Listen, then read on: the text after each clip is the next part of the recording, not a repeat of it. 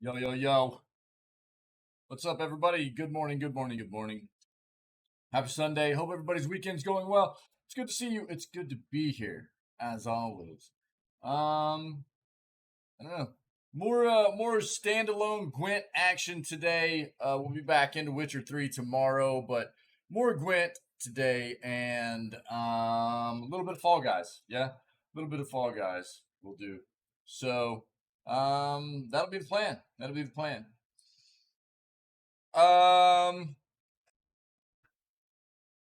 Samara, how are you, my friend? Good morning. Yours, maybe? Could it possibly be your birthday today? Is that what it is?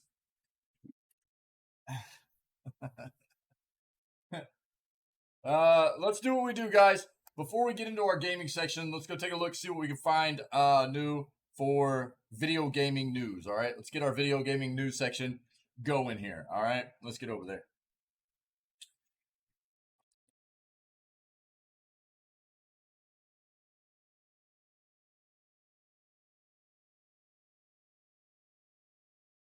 Okay, that works. Cool.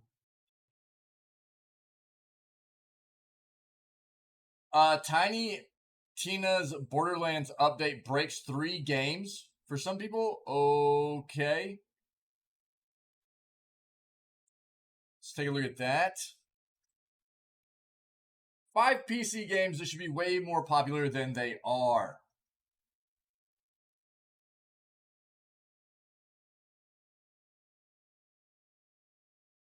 Oh, I forgot. Yeah, I think I knew that. I knew yours was around Halloween. Yeah. My bad. My bad. No. Whose birthday is today? Whose birthday is today? Hmm.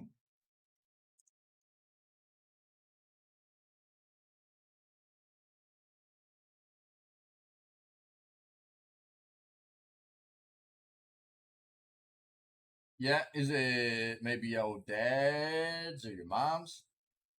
Halo Infinite patch stops multiplayer matches. Um, let's see what that's about.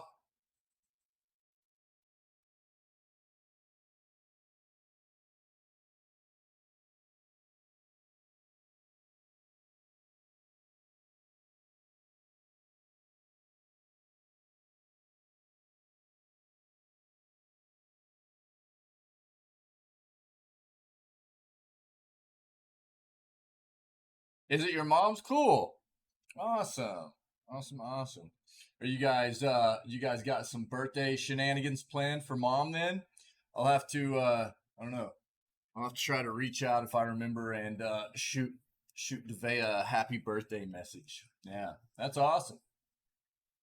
The birthday. We talked about this. This is actually a pretty cool premise that they've got surrounding these framework laptops where they're very modular, right? Everything's kind of built around the premise that you can like kind of really easily construct and deconstruct these PCs to bring in different kinds of components and things like that. The thing that they're kind of missing for us as gamers is the graphical part of everything. So everything's built around integrated graphics instead of being able to utilize dedicated graphics cards. And that is where they're going to have to improve this concept if they're going to want to get into the real side of the gaming market, right? For sure. That's cool, Samara. I'll have to try to reach out, say hey. How you been, Samara? We talked about all the Ubisoft shenanigans that have been going on. Lots of cancellations of games. Lots of games getting delayed. Talked a lot about it. Gaming consoles, hidden features of PS5, Xbox, and Nintendo. Take a quick look at that.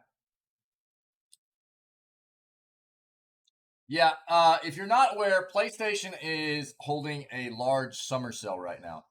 They have pretty good discounts across the board on many different PS4 and PS5 games. So if you are a PlayStation player, if you have PlayStation consoles and you're in the market for some new content, some new games, then it might be worth your time to go check out their sale and see if there's some new stuff that you can grab on sale, okay? We've already looked at a lot of their more notable sales and stuff. I'm not going to dive back into it right now because we've looked at it in previous news segments, okay? Oh, you got a surprise? Cool. Nice.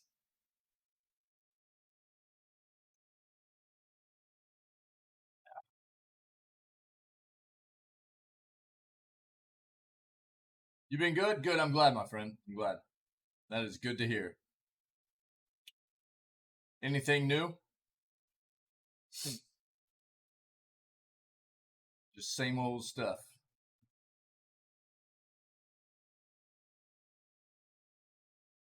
Yeah, we talked about this too. We already knew that Epic is okay with having NFTs in games on their shop and everything. That's that. What was the name of the first game they had on their shop that had NFT blockchain stuff incorporated in it? I think it was Grit. I'm not familiar with the game. I just know of it because of us doing the news segments. But after Mojang came out, the developer of Minecraft, and basically said NFTs don't have a place in our universe, in the Minecraft universe, they will not be a part of the game moving forward. We don't ever have any plans on them being part of the game. They do not fit within what we view Minecraft to be as an exclusive place for everybody to be equal, and that's basically the gist of it.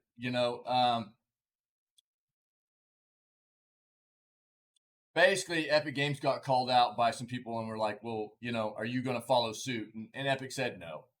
That's basically TLDR right there.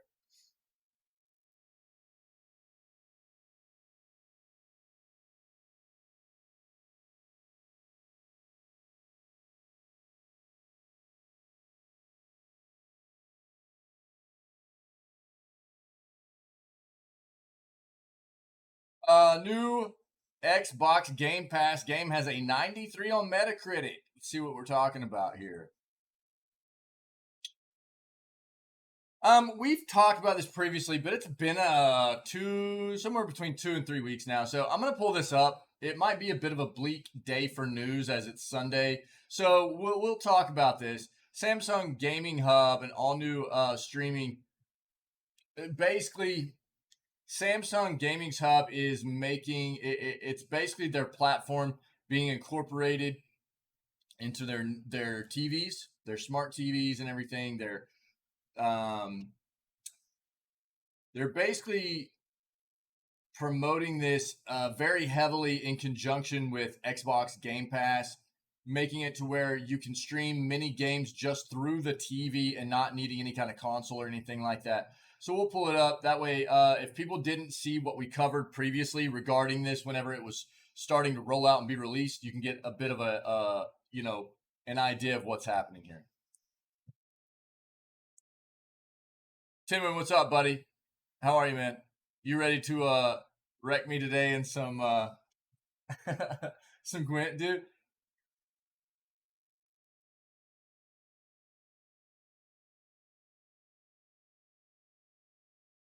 Dude, I hadn't heard that.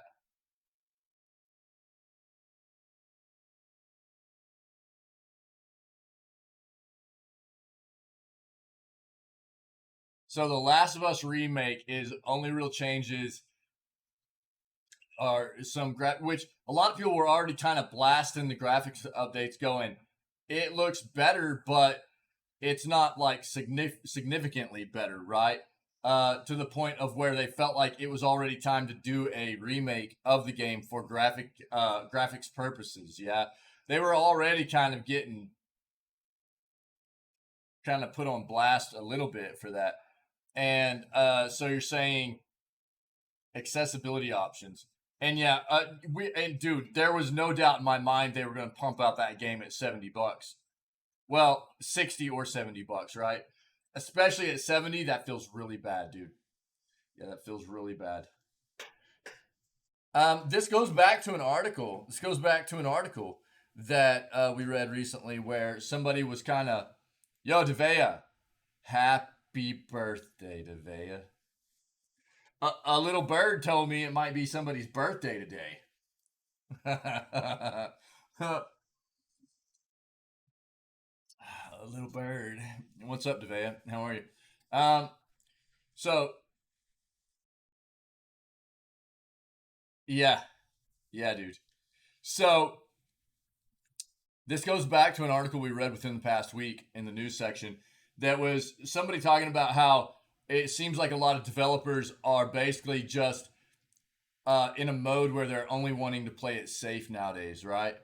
And I talked about how I can see both sides of the which they said they don't see any developers making any new games anymore, and I was like, well, that's not true. And I gave Ghostwire Tokyo as a you know an example because that apparently was supposed to be the starting of creation of Evil Within 3, and they pivoted and created an entirely new IP, right? Yeah, it's yours. Cool. Happy birthday, my friend. Everybody tell Devea happy birthday. Happy birthday, Devea. Happy birthday, my friend. Um, so it's not like they aren't making new games, but I think there's, um, there is this thing that's going around this where I think to an extent developers are very hesitant to dive into new IPs rather than just do things like this where like we're seeing with The Last of Us, right? Um, they've got these games they know are loved, very loved games, and they go, man, this was really successful. Let's just see what we can do about turning it into something successful again. Yeah. Instead of actually putting their efforts towards a new IP or anything, they just and this feels. I mean, honestly, uh, it's different when you talk about a game like maybe say Demon Souls, right? A game that's a bit older like that. That it was probably time for an entire overhaul. Yeah, as opposed to um, something like The Last of Us, where it doesn't really feel like it was needed yet. Feels like they just wanted to uh, not have to work on something new, do something real easy. And now instead of again, I think it would be okay if they wanted to do this for the fans. If they wanted to do this for the fans and say minimal cost, minimal cost. You know what I mean? Um, because it's something that they love. They loved the project. They wanted to do something to revamp it for the fans and stuff. But minimal cost. But to pump it out at 70, dude, yeah, I would say that feels pretty terrible. Pretty terrible, dude. And I hadn't seen that, so thanks, man. Yeah.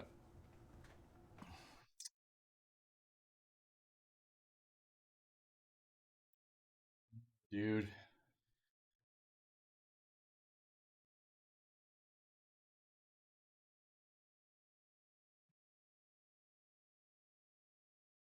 Exactly what I was thinking. Like maybe 20 to 30 bucks as a way to say, we're doing this for the fans. We need, a little bit to help recoup the cost of everything we put into this.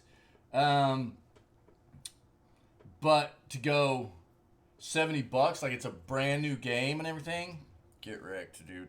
Yeah. I'm in the same exact boat as you, Tin Win. That feels actually really, really terrible.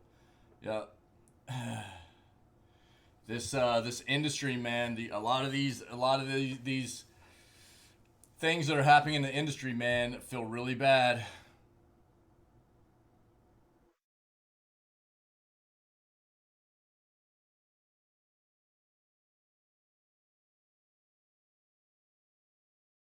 Yeah, yeah, yeah, yeah, yeah, yeah. I hear you, dude. Yeah.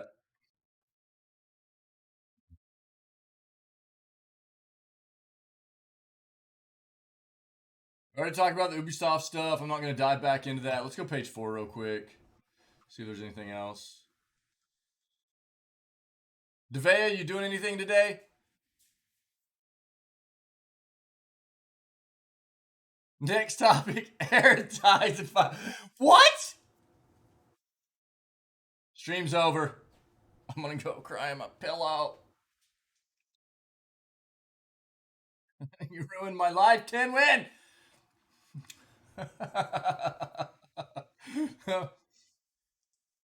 Insomniac Games staffers model Marvel's Wolverine swag. What? Cool. Let's see this. I love Wolverine, dude. Um,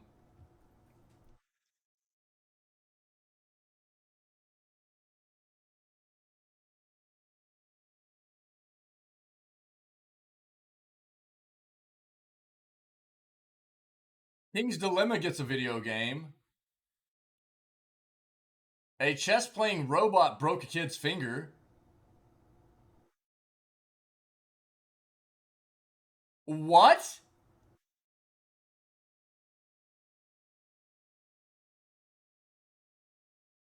That's not really video gaming news, but dude, I can't help but pull that up.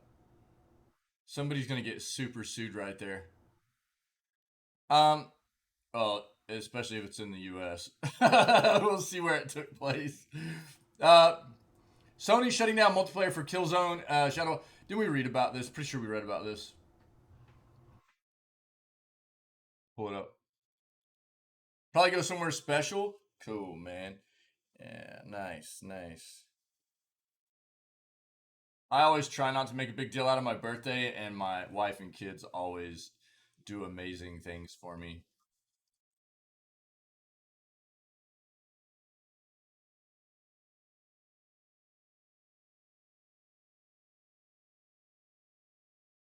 Nintendo warns fans to immediately stop using what? Old hardware? What? Let's see what that's about. New Monster Hunter game leaked. What? Dude, the Monster Hunter games are starting to pump out like Assassin's Creed games, it feels like. Okay, let's pivot here.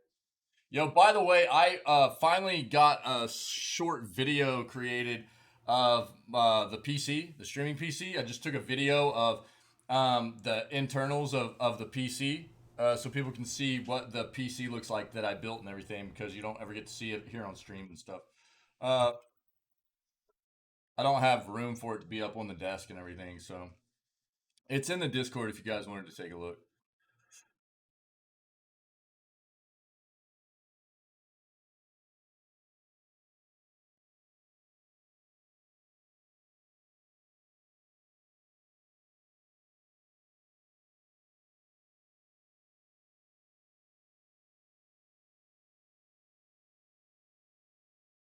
Um, Best PS2 games on PS Plus. Read about that yesterday. This was a really good article. Neon White looks pretty cool. Looks like it could be a fun time. I've got to try it out at some point.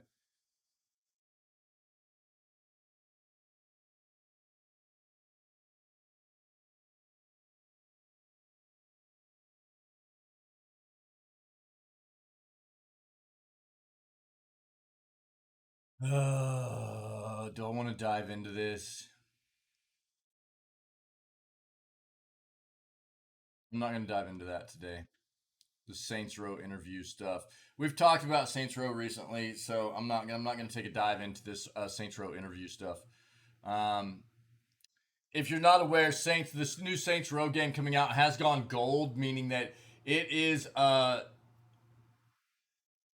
outside of some, you know, crazy circumstance for it to get delayed, it is on time. It is coming out on time. It is basically in the process of being boxed up and ready to ship and everything.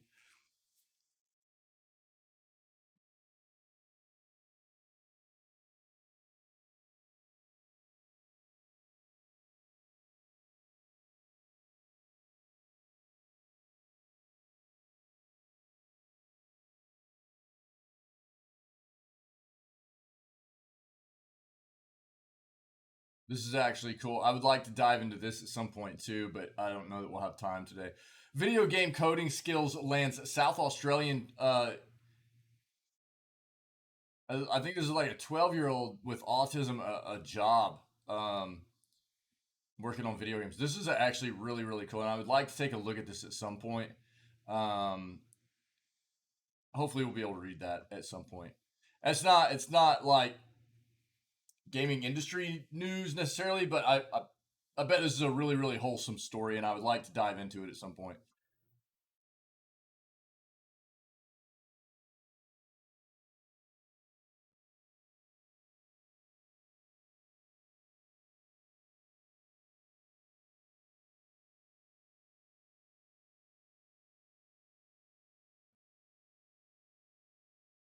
Ubisoft wants to make Avatar a video game brand.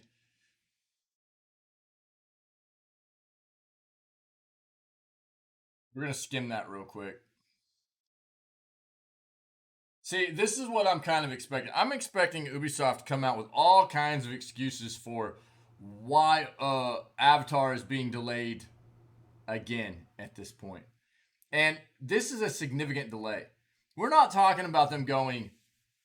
They legit have said they have given a very, very vague release date now for Avatar, right? I mean, we're talking like they said this is a game that for the longest time now was slated to release this year, and what we kept hearing was going to probably release in December along the same time frame as the release of the new Avatar movie, right?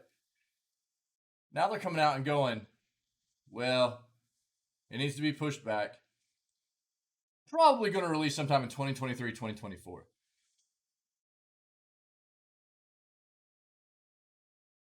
That is a large, large time frame, which I can only believe means that the game is an utter mess. Like it's in no way, shape, or form even close to being anything ready to be released.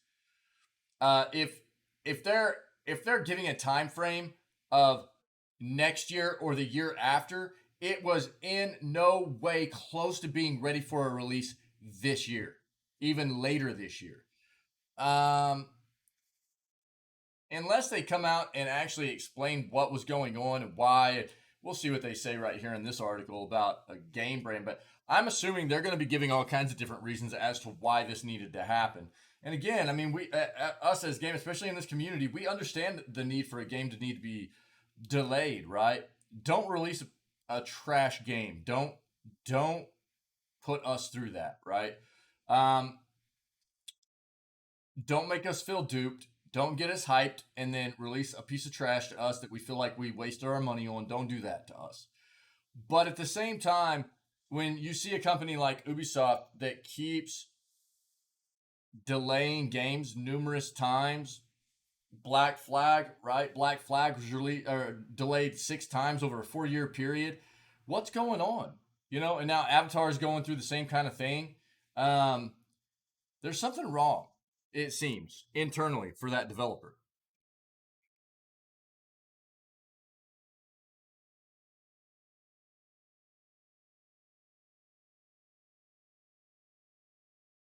We read about that. I'm actually really glad that Mojang went this way.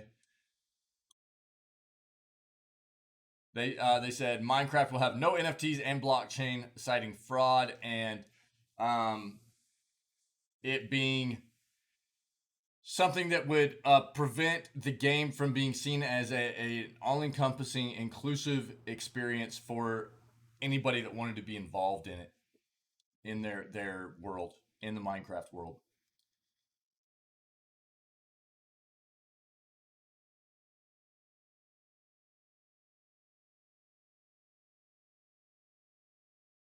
Judge greenlights $100 million Riot Games. What? Gender. What is this? Take a look at that real quick. We already read that EA was adding women's soccer club teams to the FIFA video game for this year. But again, this is the last year that EA will actually be creating the FIFA games. Moving forward, EA's soccer/football game will be called EA Sports FC. And FIFA will be collaborating with other developers to make FIFA. Last page, let's go.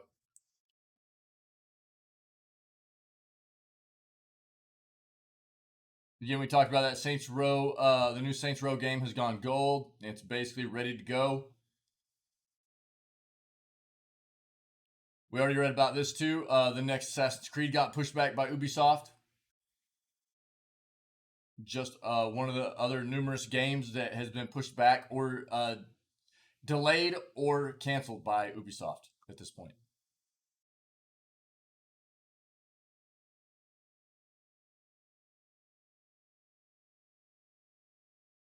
Yep. We talked about a lot of that stuff. Yeah. See, here it is. Who was bringing up multiverses to me yesterday? Somebody was talking to me about multiverses. Yeah, I think it might have been Tabo. Maybe it wasn't. But yeah, they're putting LeBron James. No. It was Metal. Metal was talking to me about multiverses. Uh, so yeah, they're putting LeBron James in there as a new fighter. Apparently, I think right now, if you're not aware, and I haven't looked into it, oh, you know what I forgot to do? Before I start up Gwent today, I need to hook the plug-in up for Gwent. Metal was talking yesterday about how apparently they've got Twitch drops on right now for multiverses, which is a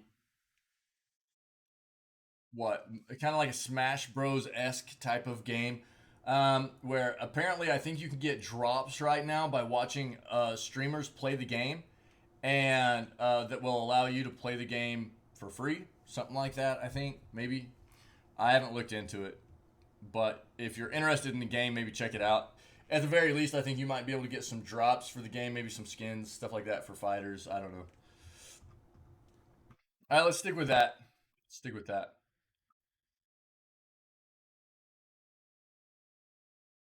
Give me 1 second. 1 second, guys. I need to check something. Uh, uh, uh, uh.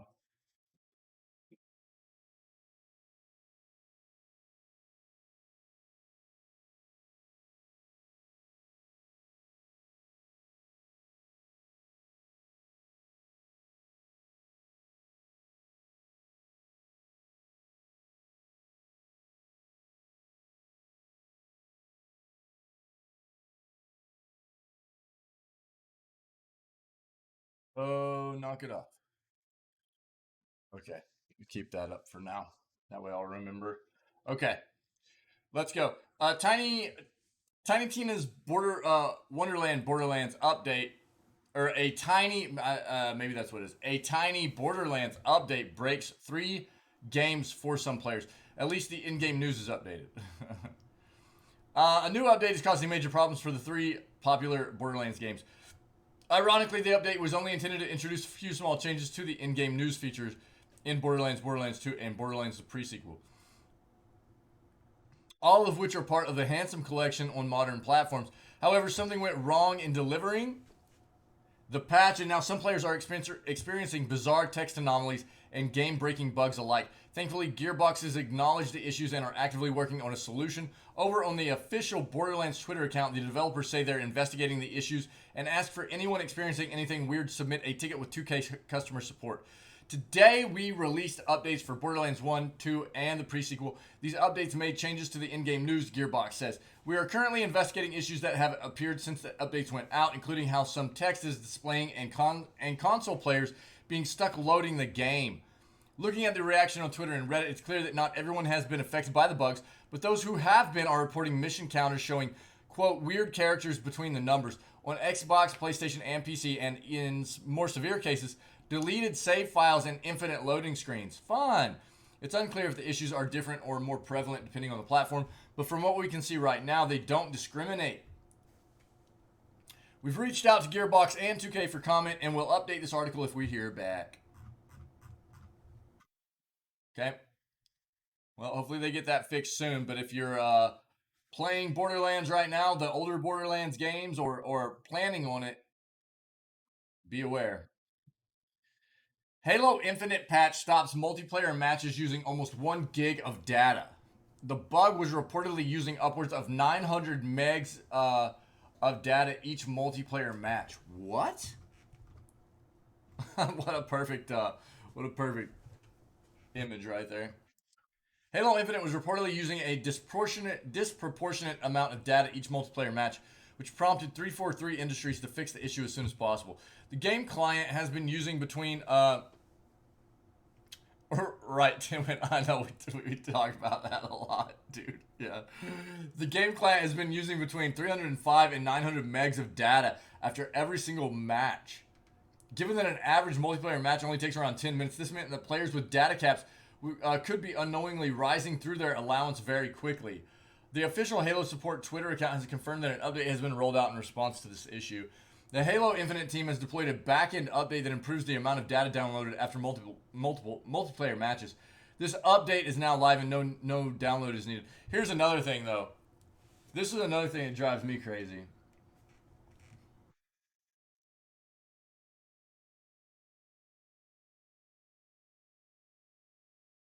Players with data caps. This is more of an issue on mobile nowadays than it is on like just a home ISP. But dude, that there are still plenty of just internet service providers out there that absolutely data cap you. Like you pay for your internet service and then they cap your data. You have an actual amount of data that you can use each month and it's like this is 2022, dude. You know? And that is absolutely insane to me. Um I find that just insanely wild.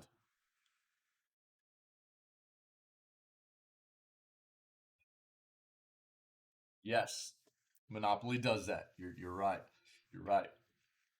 Even though, I mean, the thing that really sucks about it is that yeah, while quite often we use the internet for entertainment, right? I mean, to a great extent, the internet is also just such a great utility for information, right? Education, learning, things like that, and there are still so many people in the world that have such a hard time accessing it. Um, to a great extent. You know, it feels pretty bad. But this is just it's just still wild to me that in 2022 you and I hadn't seen a whole lot of this until whenever we actually moved at the beginning of 2021. We moved to a much less populated area than we had lived over the past like decade, and um, in doing that, there were much fewer options for ISPs and not as big of ISPs, right? And then luckily I was able to find a decent one, but all the other ones that were available, data caps, data caps, data caps, data caps. And I was like, dude, this is insane. Like, I didn't even realize that there were still so many IPs out there, internet service ISPs out there still doing that kind of thing to people, man. It's kind of wild. It's nuts. Nuts, dude.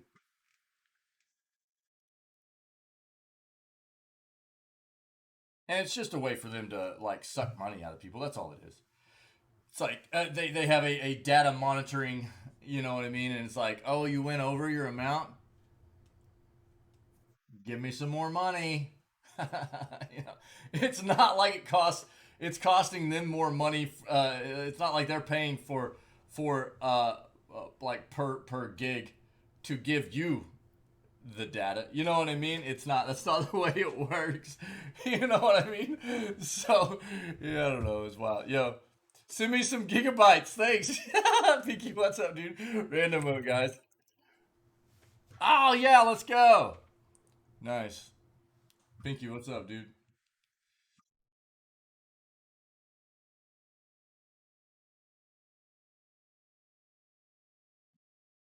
Tim, when that emote right there basically sums up how I feel this morning getting out of bed, dude. Headache, tired, didn't feel like I slept well, dude. I was just like walking around like a zombie this morning.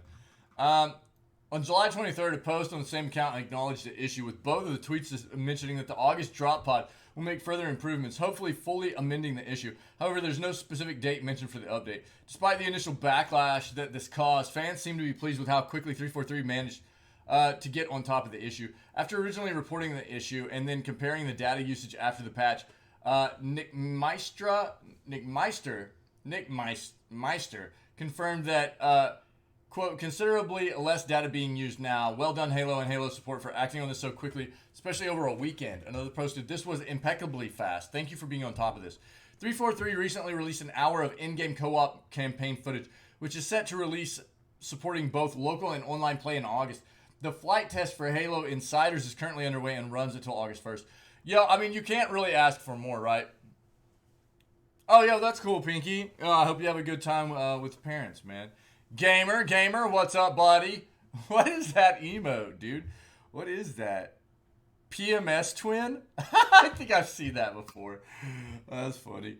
You can't really ask for more, right? And again, even on a weekend, you know, an issue crops up, and they knocked it out lickety split.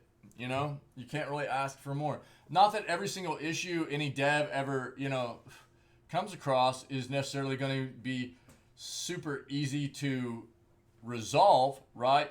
But knowing that the dev is on top of it and taking care of the issue. Gonna go get ready for your birthday? Yo, Devea. Yeah, hey, I hope you have a great birthday. Thanks for being here this morning, my friend. You guys just have a great day. Stay safe out there, whatever you're planning on doing, okay? Thanks for being here, my friend.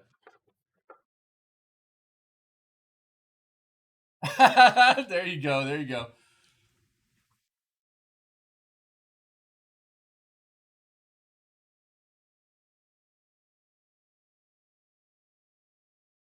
All right. What is this? Shush. 12 things you didn't know your video game consoles can do. PS5, Xbox, and Switch. Whether you own a PS5, Xbox Series S, X, or Switch, perhaps you're not getting the most out of your beloved console. And so, to level up your knowledge on what's possible, the following are a dozen lesser known features of your gaming system. Kush, what's up, my friend? How are you, Kush? How are you today? Where specified, some tips work for more than one machine. For the PS5, built-in mic. You want to talk trash with your online friends to compete against?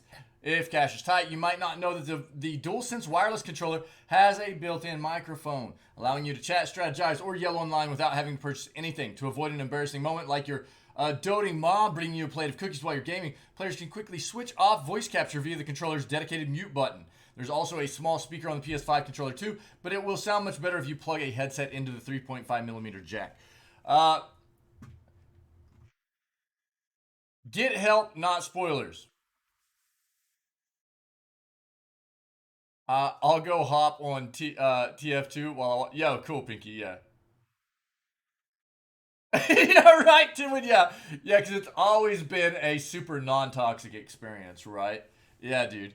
Yeah, yeah, Tinwood. Yeah. Yo, Kush, I'm great, buddy. I'm great. I got a little bit of a headache this morning, man. I didn't sleep super great, but I, you know, dude, I'm here. I'm getting to do what I love, and that's what it's about, man. It could be worse. It could be worse for sure. So thanks for asking, buddy. I'm great, dude. I'm great. I don't know, man. I'm great, dude. I'm glad you're good, buddy. It's good to see you. It's good to see you. We're gonna finish up this new segment stuff, and then we'll get into our Gwent play. Let Tinwin have his way with me for a little bit, as it were. Probably we'll make a deck to start off with, and then we'll let Tinwin. We'll play Tinwin in a couple of matches here. Ought to be good. That's good, Pinky. That's good, man. That's good. Yeah, Samara and Devea, if you guys are both taking off, it was very good to see you guys this morning. And Devea, again, happy birthday, my friend. Everybody, throw Devea a happy birthday. It's Devea's birthday today. Get help, not spoilers. To make gaming more accessible for all skill levels, the PS5 introduced a new feature called Game Help to assist players quickly and easily. Compatible with several games, players can access hints, watch videos, and more all inside the game to get some help without revealing any spoilers. While in your game, press the PS button and in the controller center, select the game card on the left marked with hints inside. Expand storage. Now that many gamers are downloading games opposed to buying them on plastic, consider adding more storage to your PS5, which you can connect externally via USB, or better yet, add solid-state drive inside your PS5. New this summer from Western Digital and Sony is Western Digital's WD Black SN850 NVMe SSD for PS5 consoles. $169, I'm guessing that's US, for a 1 terabyte. First officially licensed M.2 SSD for the PS5. Yeah, obviously, if you haven't experienced the difference between the older HDDs into using a solid state drive, it is incredibly, it's a drastic difference in load times and things like that. In an all-in-one heatsink designed to keep things cool, 2 terabyte model costs $279. There you go. Download games via your smartphone. Yeah. Many of today's PS5 games are huge, so you can take some time to download digital games onto your PS5. Thankfully, you can jumpstart the process, start downloading using the PlayStation app on your smartphone or tablet. You simply need to make sure your console is linked to the app, and that your PS5 always remains connected. Inside the app, you can now select a game, and you'll see the option to download to console. That's cool. That's cool. Oh, okay, cool, Samara. Cool. Transfer games from your Xbox One. If you spent money on Xbox One games a few years back, there's no reason why you couldn't still enjoy it on your newer console. There's a fast way to do this. Press the Xbox button, My Games and Apps, full library, all owned games. While you can download any of these games, it will be faster to transfer them from your old console. So long as both consoles are on the same Wi-Fi network, you can go to Settings, System, Backup, and Transfer, a network transfer, and then check the option. Select your old console. Choose what you want to copy over. Cool. Play Blu-ray discs. Yes. While plastic may seem passé, Blu-rays look and sound better than what your streaming services can deliver. No. Not necessarily. Not to mention all those extras often packed onto the disc. While there isn't an app built into your Xbox Series X, there's no optical drive for the Series S. You can still play 4K Blu-ray discs by popping the disc into the tray, and you'll be prompted to download the app from the Microsoft Store. Use your controller elsewhere. Obviously, some of this is just worth skimming, right? Obviously, I play almost entirely on PC right now, and you can use controllers on different devices and stuff, right? PlayStation used to be much harder. There were a lot of community-built drivers that made PlayStation play much nicer with Windows and stuff, but nowadays it's much easier than it used to be. Oh, hey, thanks, Samara. I appreciate that, my friend. Thank you very much. Control Xbox with Google Assistant or Alexa. Finally, you can navigate your Xbox Series S and X by using your voice, such as turning the console on and off, launching a specific game, pausing a movie, inviting a friend to play, snapping a screenshot, starting a broadcast, and go to settings. So you just go to settings, devices, and connections, digital assistants. Here you can enable your preferred digital assistant and then follow the relevant instructions to get started with Google Assistant or Amazon Alexa. So on the Switch, you can use wireless headphones. Yes, there's a 3.5 millimeter jack on the top right of your Switch, but if you own a pair of wireless earbuds, you can pair them with your favorite headset to the console through its Bluetooth connection. I prefer wired when I'm gaming. Especially if you're playing a game where sound is critical in real time to what you're doing, I feel like wired is the way to go. Wireless connections have come a long ways, but you're always going to stand to have a little bit of lag when you're using wireless stuff, potentially. So wired for me is just the way I choose to go. Find lost Joy-Con controllers. If you misplaced those small wireless Joy-Con controllers, navigate to the controllers icon on the home screen and select Find Controllers. This will bring up a menu of currently paired controllers, including any paired Switch Pro controllers. Selecting a controller will cause it to vibrate, which may make it easier to locate. Parental Controls app. You might not be aware of the free Nintendo Switch Parental Controls app available for iOS and Android devices. Sign into the app with the same Nintendo account that's on the Switch, and now you can set the daily limit of playtime, age restrictions, track the amount of playtime for each family member on the system, and more. Free games, as is the case with PS5 and Xbox, you can find a lot of free content to play on the Switch, including several demos available for download on the eShop. Demos are becoming prevalent again through the gaming industry, and I'm so glad. We got to a point where demos started going away, and I feel like it is a really good move on the part of devs to bring demos back to give people an idea of what they're going to experience in their game, rather than us just being kind of left in the dark as far as the only things that there for a while, it felt like we were going to be able to tell what a game was going to be like was from trailers. And all that was quite often cinematics. Oh, hey, Kush, thank you, my friend. I appreciate it, buddy. Thank you. Yeah, I've got a lot more work to do, my friend, but it's come a ways. Within about the past 7 or 8 months, it's come quite a ways, but I've got a lot more work to do. I think today is going to be one of those days. Today, I've got to do some Discord work. I've got to do some YouTube work. I'm going to try to get some more done. I've got a lot of playthroughs that I still need to get. They're uploaded. They're just private because I've got to get a lot of details put in and stuff. But you'll probably be able to tell that the channel's come quite a ways if you've seen some of that old content. But I'm glad you're enjoying it, Kush. I'm glad you're enjoying it, buddy. Enabling players to try some titles before they buy. Recent free demos include Kirby and the Forgotten Land and Metroid Dread. Demos for Fire Emblem Warriors, Three Hopes, and Live a Life are also available and allow players to carry their progress over to the full game if purchased. Yeah. Demos coming back are huge. I love that in the industry. I hope it continues that way. I actually, for everybody that's hanging out, if you didn't hear me earlier or you weren't here yet, I finally uploaded a video of what the inside of the PC looks like, because not many people have gotten to see it at this point. Whenever I decided to start streaming full-time, or start streaming at all, which was also full-time right off the bat, I built a new PC for myself, and I took a video of it last night and uploaded it to YouTube. So I just made that public this morning and put it into the Discord channel as well in the tavern. So if you guys want to see what the PC actually looks like on the inside and everything, go take a look on the YouTube or on the Discord channel. You'll be able to see what the PC looks like. In just 6 days, Xbox Game Pass is adding one of the highest rated games to date, with the recent and successful launch of PlayStation Plus Extra and PlayStation Premium, which evolved the PS Plus formula into a hybrid of Xbox Game Pass and Switch Online. There's more pressure on Microsoft to bolster Game Pass with less filler and more high-quality games. To this end, next week, it's set to add a game that boasts a 93 on Metacritic and that is widely considered among the best games of the previous console generation.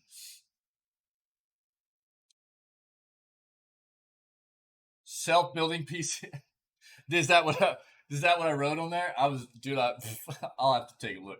A self-building, it's a transformer. Don't worry about it. I'm kind of in front of the game as a lot of that stuff goes. Yeah, how did I get a self-building PC? It's a transformer. Don't worry about it. All right.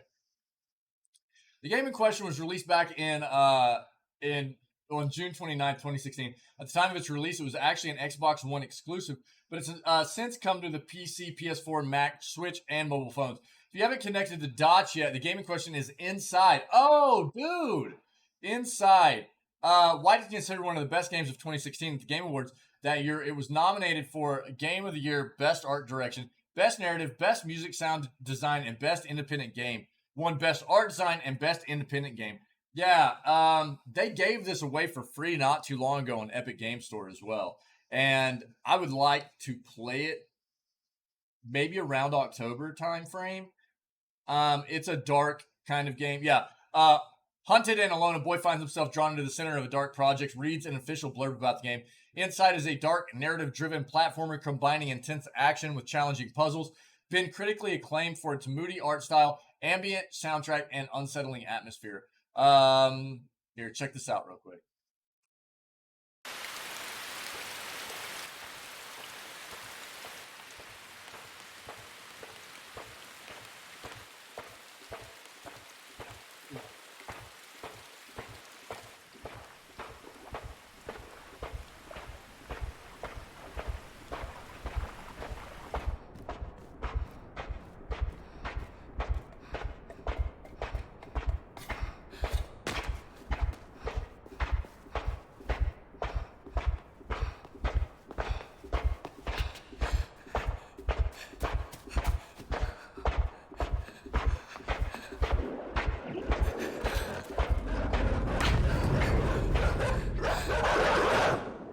Dojis. Angry Dojis.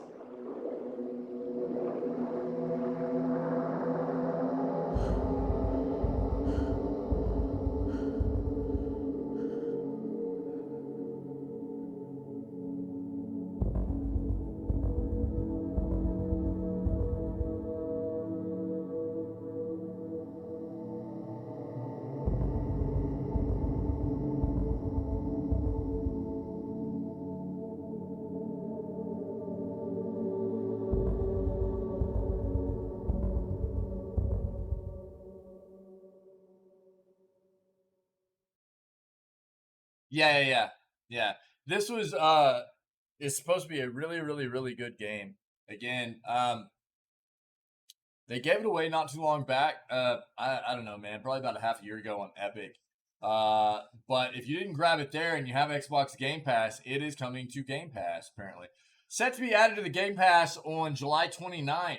So we're talking like 5 days, guys. When it's added, it will be available to purchase to all subscribers with a 20% discount. As for how long it will be added, we don't know. Microsoft never provides this info, and this time is no exception. Okay, so if you have Game Pass, it might be worth checking that out. I would say probably definitely worth checking that out if you're interested.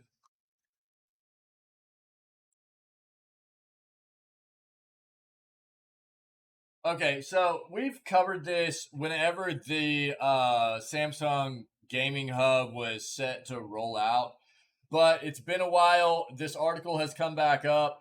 I'm going to cover this so everybody knows what this piece of technology is, and then we won't cover it again for a while, okay?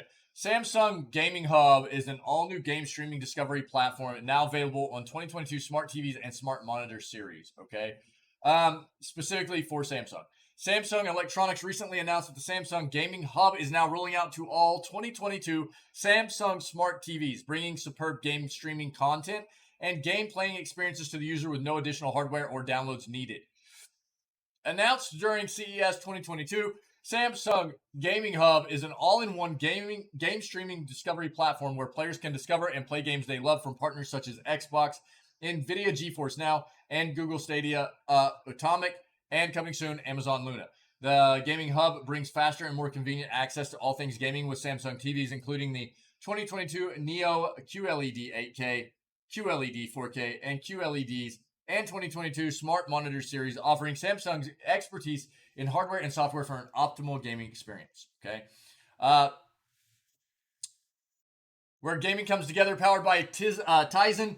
Samsung Gaming Hub allows players to instantly access the games they love from the industry, leading partners such as Xbox, Nvidia, GeForce Now, Stadia, Atomic, Luna, coming soon, in one convenient place, in addition to users' gaming consoles and PC. Players can use their favorite accessories such as Bluetooth headsets and controllers with the Samsung Gaming Hub without the need to purchase new hardware, making it super easy to access games. In addition, users will be able to see expertly curated recommendations based on the latest and most popular games.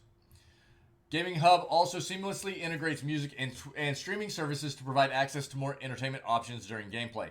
With easy connection to Twitch, YouTube, and Spotify directly on the Gaming Hub experience menu. Players can get the latest gaming news, watch tutorials, play their favorite music and podcasts, view trailers for the most anticipated games, all from the new and convenient Hub platform.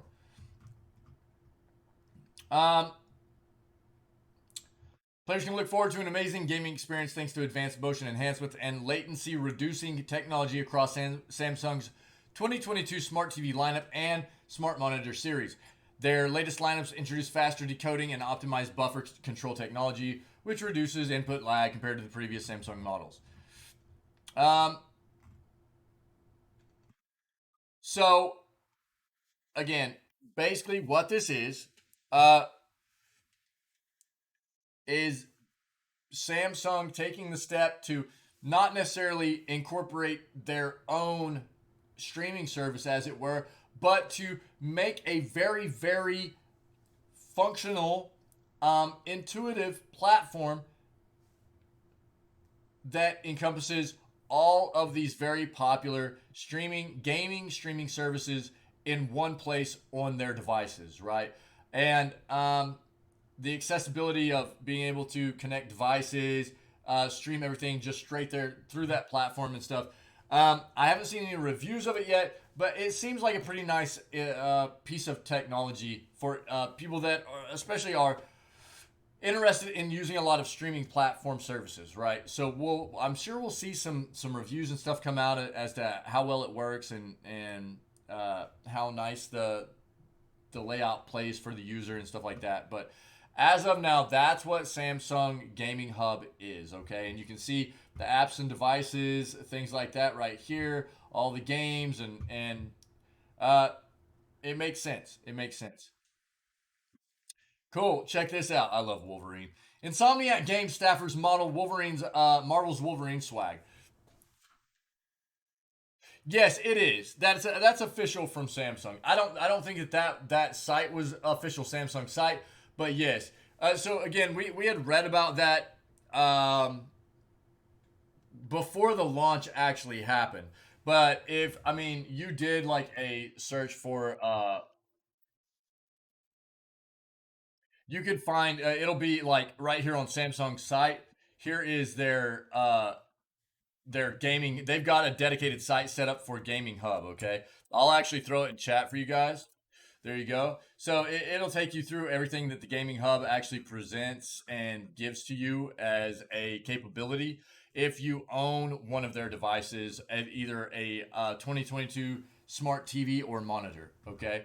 So there's the link right there in chat. But it is absolutely, yes, part of Samsung's lineup. Yep.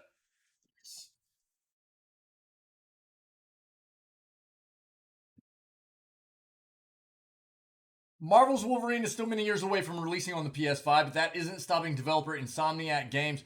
Insomniac is also the developer that makes the Spider-Man games, if you're not aware. So I am hoping, because the Spider-Man games are very good, right? I'm hoping that they do a really good job with Wolverine as well. From kitting out its employees with a new wardrobe, creative director Brian Horton proudly posted a picture of himself on Twitter modeling his new swag, which features the game's logo on a black crew neck t-shirt.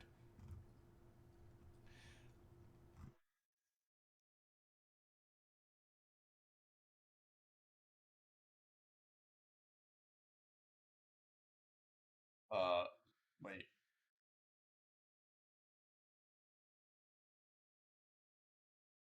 but there it is. There it is. All right. I was like, dude, it's not showing anything. All right, dude. Yeah, I'm really excited for a Wolverine game. Unsurprisingly, the image has already attracted thousands of likes, proving that anticipation is sky high for Logan's new gen debut. It's going to be a big generation for the Burbank-based developer, with Spider-Man 2 also in production and potentially due out next year. How many of you are hyped for the comic book titles the studio's got cooking? Yeah, give me Wolverine, dude. King's Dilemma gets a video game. The inventive 2019 tabletop game, The King's Dilemma, is coming to PCs. Big Trouble has announced The King's Dilemma Chronicles, a digital adaptation of Horrible Guild's award-winning tabletop game. The King's Dilemma Chronicles appears to be a single-player adaptation of the popular board game with only a handful of minor differences. Players will control the head of the council, one of the leaders of the kingdom of Antics, and a member of one of the kingdom's 12 noble houses. Each scenario will present players with a different problem to solve, with different noble houses coming down on one side or another of the debate. Each decision will impact both the storyline and the fates of the noble house. Yo, Pinky, are you still hanging out, dude? I need to ask you something. With some noble houses growing more powerful. Yeah, same here, Kush. Yeah. uh, speaking of tabletop game kind of stuff, sorry guys, I'll get back in. I'll read the rest of this. Pinky, I I don't know if you were hanging out yesterday, but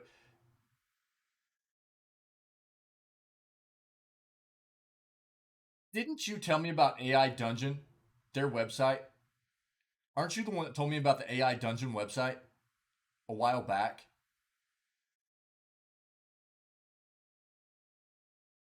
Yeah. I don't know if you were hanging out yesterday during the news segment, but um, yeah, like it's releasing on July 28th, dude, on Steam. And I mean, obviously, you already know that. Yeah. I think that's correct. Yeah. But I was like we came across a news segment yesterday. Yeah. I know. But it's, I mean, still, it's coming to Steam, which I think is good for them. Um, I think the big thing is like what we read yesterday was like the full AI model that they're like the full AI model was insane, dude. So if you guys aren't aware, this game is actually really neat. It's like an entirely procedurally generated, story-driven, um, AI story-driven RPG. It's all text-based and everything, but it's never you're never gonna have the same experience, right? Um, and Pinky a while back, man, had introduced me to this through their website. And I was pretty sure that this was the same thing, Pinky. I just wanted to make sure. That's why I just caught my attention, man, while I was reading that article. I'm sorry to interrupt that article. But we read an entire segment about it yesterday, Pinky, entire news article. And the amount of graphics power that they were having to use for the like original AI stuff for creating this and everything, insane. It's insane the amount of graphical power they're needing to use for the real AI behind all of this. It's pretty nuts. But this actually looks really cool. This looks really neat. Really bonkers, man. And there's a publicly available 20B model. Cool, man. Cool. Yeah, I think you can actually access all this through their site as well, right?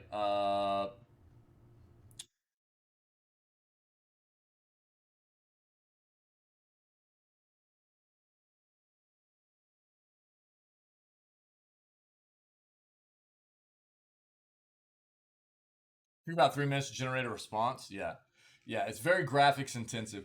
Uh, is it not pulling up the site, dude?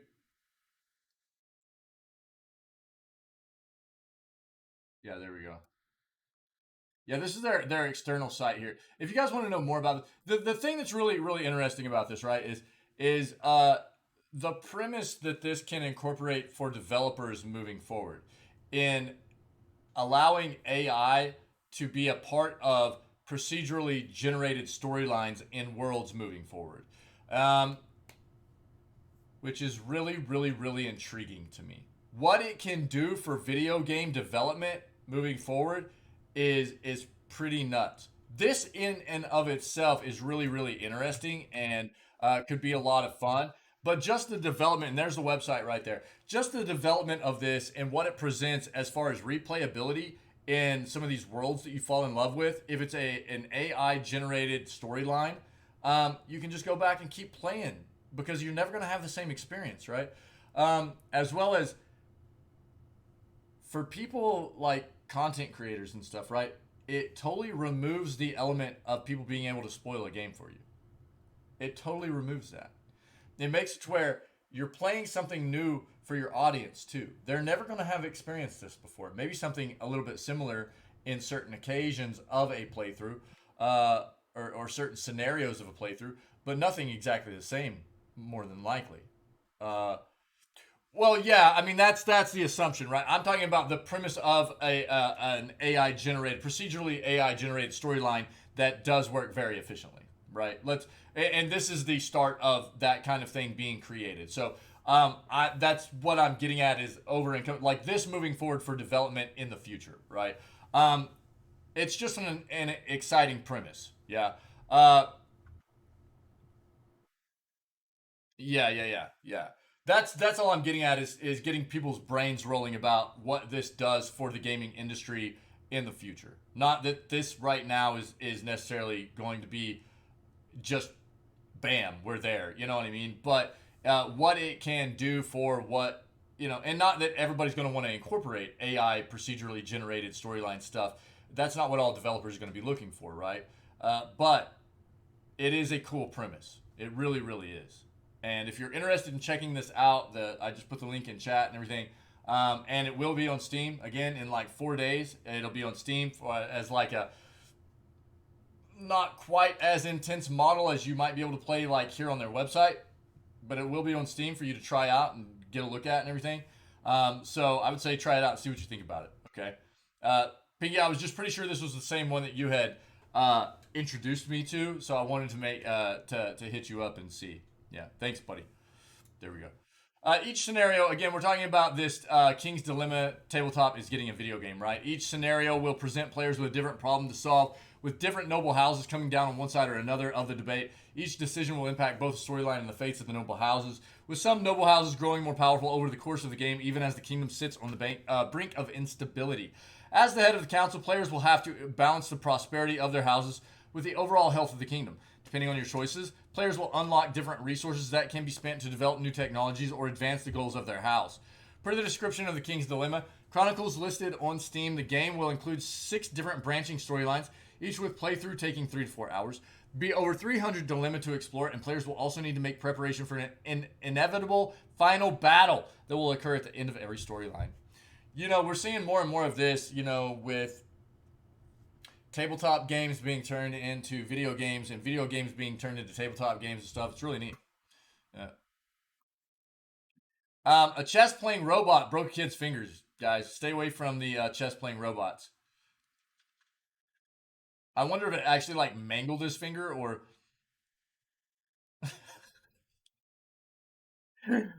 Yo, look. Quote, the robot broke the child's finger.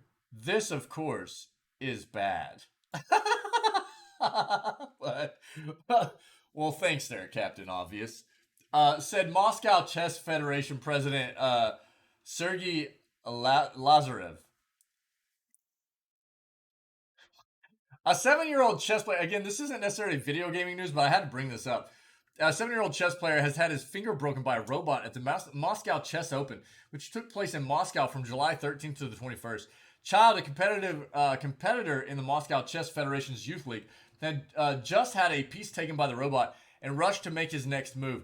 That was against the safety rules, apparently. The robot either not finished moving or misreading the situation, moved in and crushed his finger, causing a fracture. The reports Russian news network TASS. The kid was able to finish the last few days of the tournament in a cast. His parents are reportedly contacting the local prosecutor's office to press charges. Video from inside the venue of the event in question was obtained by Russian language news telegram channel Baza and has since circulated on Twitter. In it, the player moves his piece before the robot has finished moving its own, apparently trapping his finger. Bystanders rush in to help, and several men manage to free the boy's hand, get him away within a few seconds. All acquisition that advanced AI will destroy humanity is false. Not the powerful AI or breaching laws of robotics will destroy humanity, but engineers with both left hands. The robot broke the child's finger. This, of course, is bad. The robot was rented by us. It has been exhibited in many places for a long time with specialists. Apparently, the operators overlooked it. The child made a move, and after that, we need to give time for the robot to answer, but the boy hurried. Robot grabbed him. We have nothing to do with the robot. Moscow Chess Federation President Sergey Lazarev told TASS. Apparently, the robot has been playing chess for about 15 years. This is an extremely rare case, the first in my memory. Oh, man. Robots. Let's go. Terminator. This is the start of Terminator, guys. Let's go. It all started at a chess match.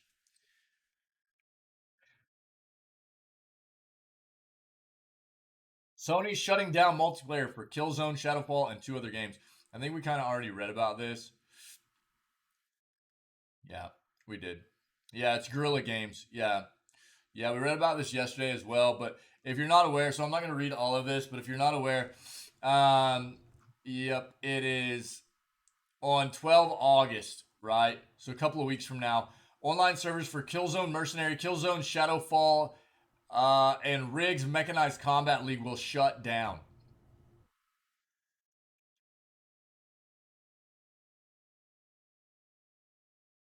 There you go. Read about it yesterday as well, so I'm not going to deep dive into that article. Nintendo warns fans to immediately stop using old hardware.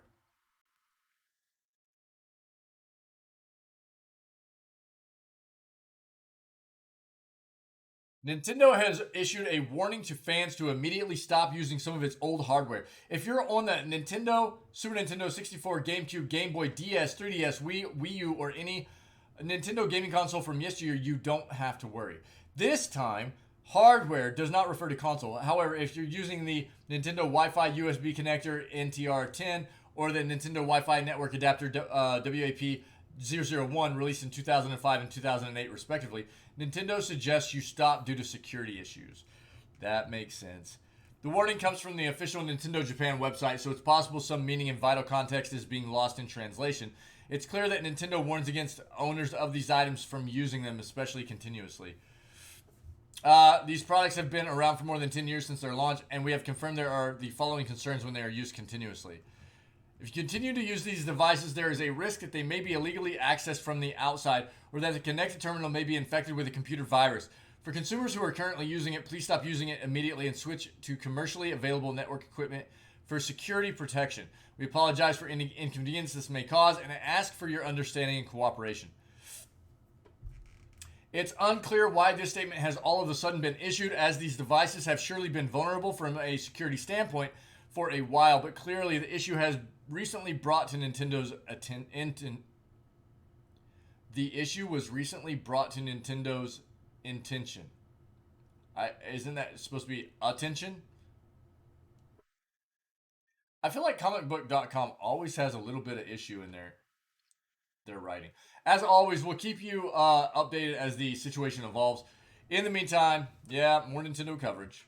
So if you're using the old, especially anytime, even not just Nintendo, anytime you're messing with old network related hardware that is not being supported by the manufacturer and the BIOS drivers, things like that, are not being updated anymore, you should probably find some other type of hardware to use that is more current. Okay, that is just a rule of thumb for IT related stuff. All right. New Monster Hunter game leaked. The new Monster Hunter game from Capcom has seemingly been leaked. Between Monster Hunter World and its Iceborne expansion, Monster Hunter Rise plus Monster Hunter Rise, Monster Hunter fans have been feasting the past few years. Yeah, with the former Capcom's best-selling game of all time and the IP increasingly Capcom's most important alongside Resident Evil, it's safe to assume there's plenty more still to come for fans of the action RPG franchise. To this end, it looks like the first drip of this outpouring has leaked courtesy of Discord. Digging through the files of Discord, data miners unearthed files for a game called Monster Hunter Paradise.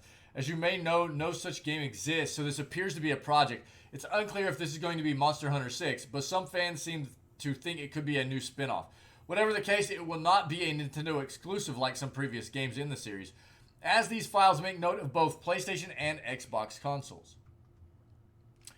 The leak is not accompanied by any media. The leak could suggest a reveal is imminent. Even if it's not, this leak could speed reveal plans up. So even if we don't hear about the game in the next couple of weeks, we could in the next few months.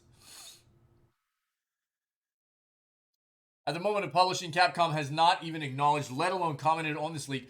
Will this change in the coming hours or days? Probably not. It doesn't comment on leaks hardly ever. However, if expectations are buckled and it does provide any type of comment, even if it's nothing burger statement, he will update the story accordingly. Yeah, we'll probably see it in some kind of Capcom showcase in the near future, more than likely. Yo, Kush, cool, buddy, cool. Yeah, glad to see you this morning, man. We'll be hopping into some Gwent here very soon. We've only got 3 articles left, but yeah, be safe. Be safe helping your buddy move, and good on you for helping out, man. Moving is no fun. I've done plenty of it. The best PS2 games on PS Plus right now, guys. take a look real quick. Let's see what we got. What's up, Kotaku?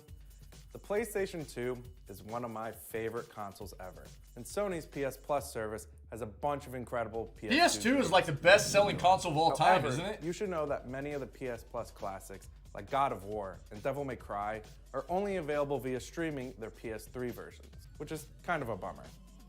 So in this vid, we'll be focusing on just the PS2 games that are available to download on Sony's subscription service. Here are my personal picks. To start out the list, we're venturing to Mars for some shooting fun. Red Faction 2 still stands out as a trailblazer for the FPS genre. The ability to destroy virtually anything in the environment led to creative and unique level designs, which only got better in the sequel. If you have a desire to blow holes through every wall you see, Red Faction 2 is for you. This wouldn't be much of a list without mentioning PS2's premier 3D platformer, Jak and Daxter, the precursor legacy.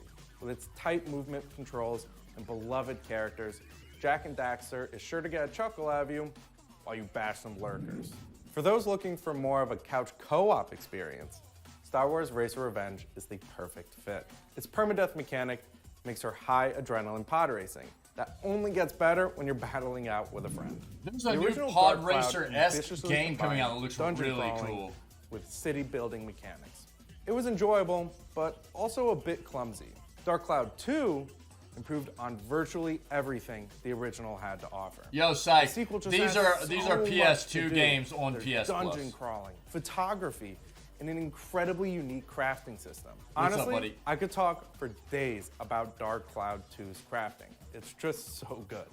Luckily, you don't really have to play the first one before diving into the sequel. You can even golf. So those are my top PS2 picks for PS Plus. What would your list be? Let us know in the comments below. For more gaming coverage, hit up Kotaku.com. You said still though? Wait. Are those new games whose graphics look terrible? You said still though. Bruh.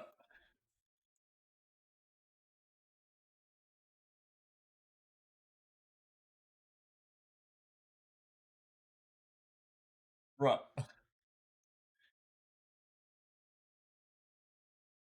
We're talking about 22 years ago, dude.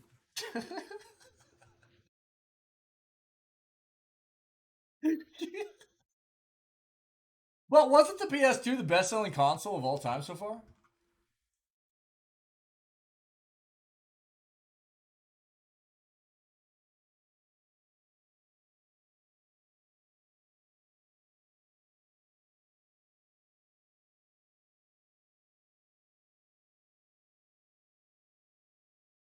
You said still though. You're a riot, dude. You're a riot. I think it was. I'm not going to look into it right now, but I think the PS2 was actually the best-selling console of all time. I could be wrong, but I seem to remember that. Here we go. Ubisoft wants to make Avatar.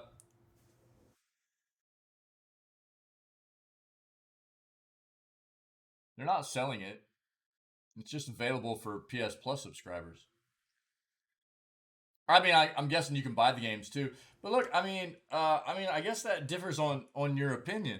I love actually going back and playing nostalgic games. I don't need them to be updated. Yeah, I mean, I think that's what that was right there was just the best games that they have available for of the PS2 selection for PlayStation Plus subscribers, right? So you're subscribing to the service. Oh, well, yeah. Well, I mean, and that's why they've done things to games like Ocarina of Time and things like that, because it does hurt, right? It does hurt, yeah. Oh, yeah, for sure, yeah. I mean, it's absolutely, it is kind of mind-blowing, too, whenever you get so used to playing modern games, and then you go back and try to play something like Star Fox, Star Fox is terrible. You go back and it's like the frames are, what is it, like 20 to 30 frames, and it's just like, it feels like, it is actually painful. Yeah, it really is, dude. It really is. But that's why so many people have gotten so passionate about going back, because the games are still great. It's just the hardware and the development of those games was just that was the limit of what could be done back then, right? Yeah, so still though, I get you. Yeah, yeah. I get where I hear where you're coming from now, dude. Yeah, yeah. Um, but yeah, for back then, dude, the PS2, whew, man, PS2 was where it was at, no doubt. Ubisoft wants to make Avatar a video game brand, so Frontiers of Pandora has to be perfect. This game is not close to being ready, by the way. This is what this sounds like is a bit of an excuse. Okay. Um, yeah, yeah. I mean, what's funny is like back then the evolution of like stepping up was it was like, dude, this looks great. This is amazing. You know, we could play it all day long because it was the next evolution, right? But now it's like because we've gotten so used to what we play every day, going back and playing it's like nightmare fuel. It's like, "Wah!" It hurts, dude. Yeah, you're right. It actually hurts going back and playing some of those old games, man. But again, that's why so many people have gotten so passionate about going and making better versions. You know, just resolution wise, frame wise, stuff like that of some of those very popular old games. Ocarina of Time is a perfect example. All the things they've done, widescreen support, 60 frames, 4K resolution. Like they've done all kinds of wild stuff with Ocarina of Time now, you know, to make it just so much more pleasant of an experience to play without like really significantly altering. Which they've done a lot of stuff that can alter the way the game plays as well. But for anybody that still enjoys the vanilla game, it's just basically a much more pleasant visual experience, right? Yeah, I hear where you're coming from, dude. I hear you. So we talk about this all the time. Delay a game if it's not ready, right? But let's read this and then we'll talk. In the wake of the delay of Avatar Frontiers of Pandora, Ubisoft says it intends to make sure the franchise becomes a major video game brand, so the upcoming release needs to be perfect. This seems like a bit of an excuse to me, okay? What we feel is that the Avatar brand can become a video game brand unless you never ever release any of the games. Ubisoft CEO is it Yves Guillemot said during a conference call following today's financial earnings report. The potential is just enormous. There are lots of movies coming and lots of activity on that brand in the next few years. We are treating that brand like a video game brand.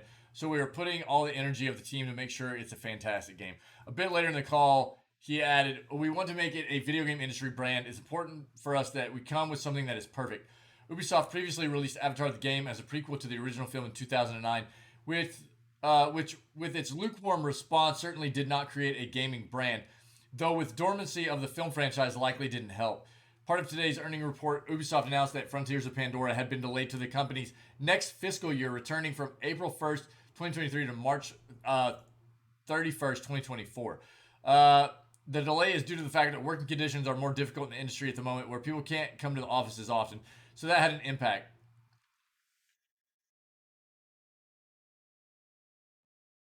Okay, look, I keep talking about this with Ubisoft. It definitely seems like something's wrong internally in that company. And I never expect a developer to always hit their mark or anything like that. And if a game needs to be delayed, delay a game, right? But this is becoming an absolute normalcy with Ubisoft, right? Games constantly being delayed. Black Flag is finally releasing after 6 different delays through a 4-year period. You know, Avatar was set to release in December alongside the movie. Now it's being pushed back significantly being pushed back. You know, and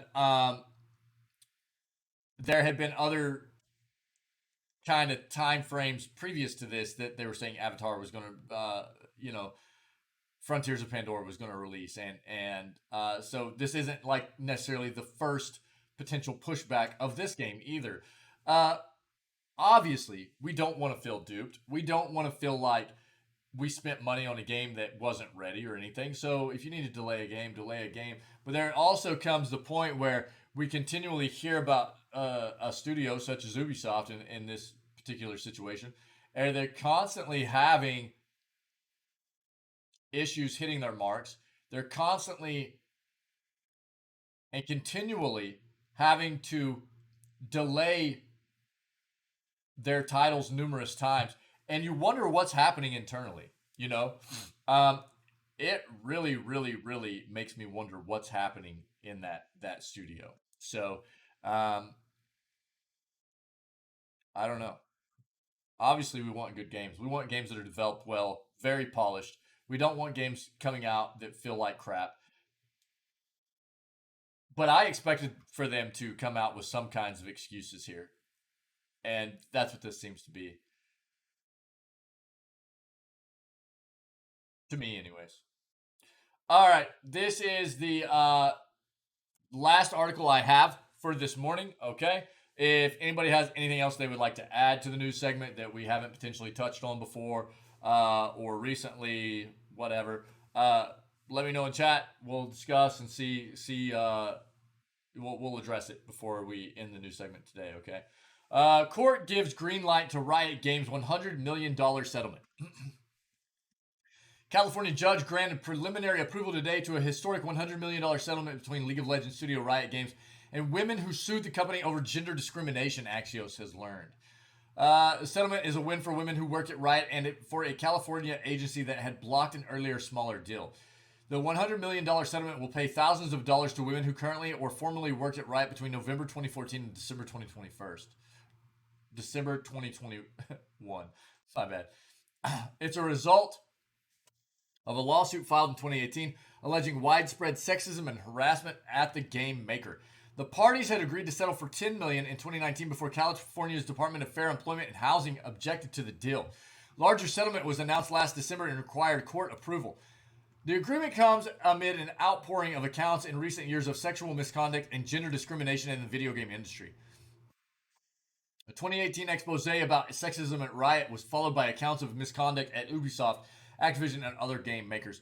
The big picture. In recent years, women across the industry have spoken on social media and in the press about instances of physical, verbal, and emotional abuse, of difficulties getting promoted or being treated as inferior to male colleagues. But legal ramifications for those behaviors have been rare. The intrigue, the win for the DFEH comes at a tumultuous time for the group, which is attempting to its own reckoning with Activision. The organization sued the Call of Duty maker for gender discrimination in July of last year, following a multi-year investigation into misconduct at the company. The legal fight became embroiled in a parallel investigation by the Federal Equal Employment Opportunity Commission, which swiftly settled with Activision for $18 million. DFEH argued the settlement was too small and has tried to block it, leading to the feds throwing legal monkey wrenches into DFEH's own suit. In April, California Governor Gavin Newsom fired DFEH's top lawyer who led efforts in the Riot and Activision cases. Another top DFEH lawyer resigned in protest, citing Activision-friendly interference from the governor, which his office later denied. What's next? Women eligible for the settlement will receive notification by the end of August, according to the court's schedule. They will have until the end of October to opt out, with payments to follow.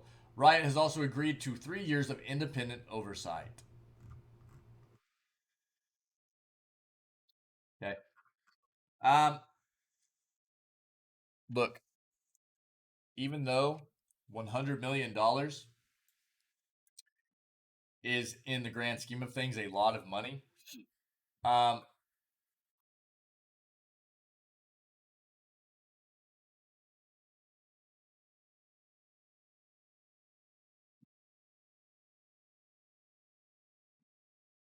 they are worth 21. This was an estimate of January 2021. They were worth an estimated $21 billion, by the way. So, in the grand scheme of things, and when you take into account what we just read, that this settlement was initially for $10 million, that's pocket change to them, you know? They're like, oh, flip a coin, you know what I mean, to somebody. Like, all right, this is over. So even 100 million, I mean, it's more of a dent, but it's really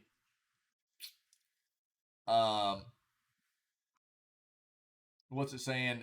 February of this year.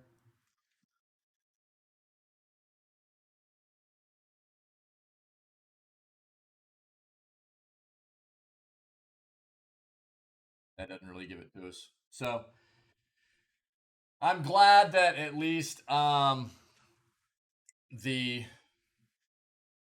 because if there was significant stuff going on there, feels like maybe 10 million wasn't necessarily the a substantial amount for that company. It wasn't necessarily going to teach them a lesson.